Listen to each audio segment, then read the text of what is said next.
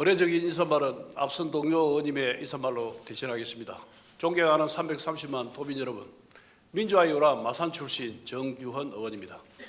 본 의원은 오늘 경남 의료정책의 구조적 전환을 제안하고자 이 자리에 섰습니다.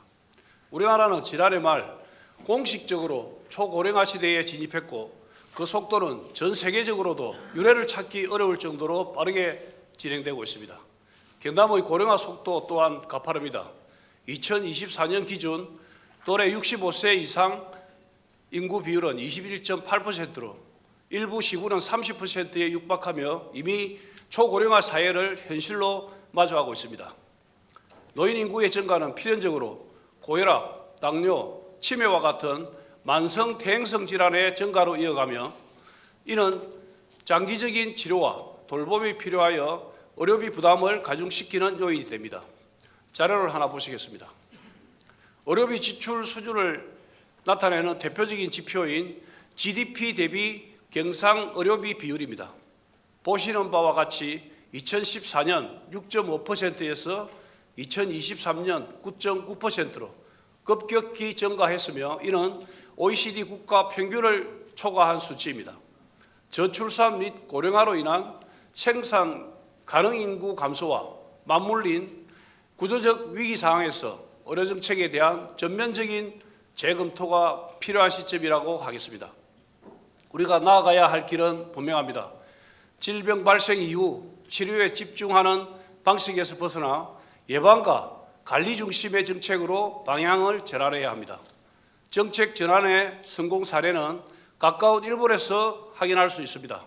일본은 2007년 세계 최초로 초고령화 사회에 진입한 국가로 의료비 폭증, 인력 부족 등 기존 의료정책의 한계를 한 발 앞서 경험했습니다. 이에 따라 치료 중심에서 예방 중심으로 의료정책 전환을 단행했고 그 결과 질병의 조기 발견과 생활 습관 개선을 유도해 장기 요양과 간백이 필요한 고령자의 수를 줄여 의료비를 대폭 절감하고 노인의 자립 생활을 연장하는 데도 성과를 거두었습니다. 일본의 구체적인 정책 사례 하나를 소개하겠습니다. 지금 보고 계시는 곳은 일본 도야마시에 위치한 카도카와 예방의료센터로 돌봄 비용 감소를 위한 예방 서비스를 모색하고자 지난해 10월 문화복지위원회가 공무국외 연수 당시 방문했던 기관입니다. 이 센터는 폐교된 초등학교 부지를 활용해 건립되었으며 건강수명 연장을 목표로 40세 이상 주민에게 맞춤형 건강검진과 운동 처방, 심리 상담까지 종합적인 예방의료 서비스를 제공하고 있습니다. 이곳의 서비스는 질병 예방뿐만 아니라 근력 향상, 혈액 수치 개선 등 신체적 건강 정진과 우울감 해소, 사회 참여 확대 등 심리 사회적 건강에도 긍정적인 효과를 나타내 일본 내에서도 고령화 사회에 적합한 건강관리와 지역사회 통합 모델의 대표적 성공 사례로 꼽히고 있습니다. 카도카와 예방의료센터가 우리에게 시사하는 바는 매우 큽니다.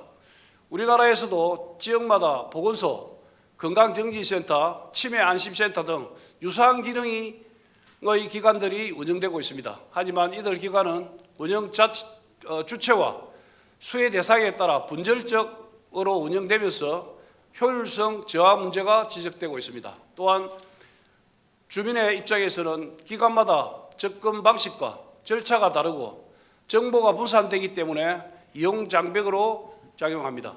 따라서 이제는 경남에도 만성질환 예방과 건강정진, 정신건강관리 등 복합적인 보건의료 서비스를 통합적으로 제공할 수 있는 예방 중심의 보건의료 모델을 도입해야 한다고 봅니다.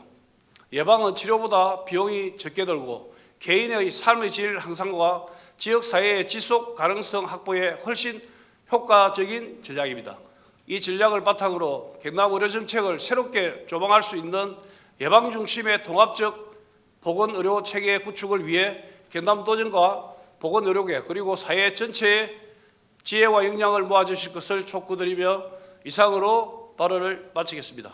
감사합니다.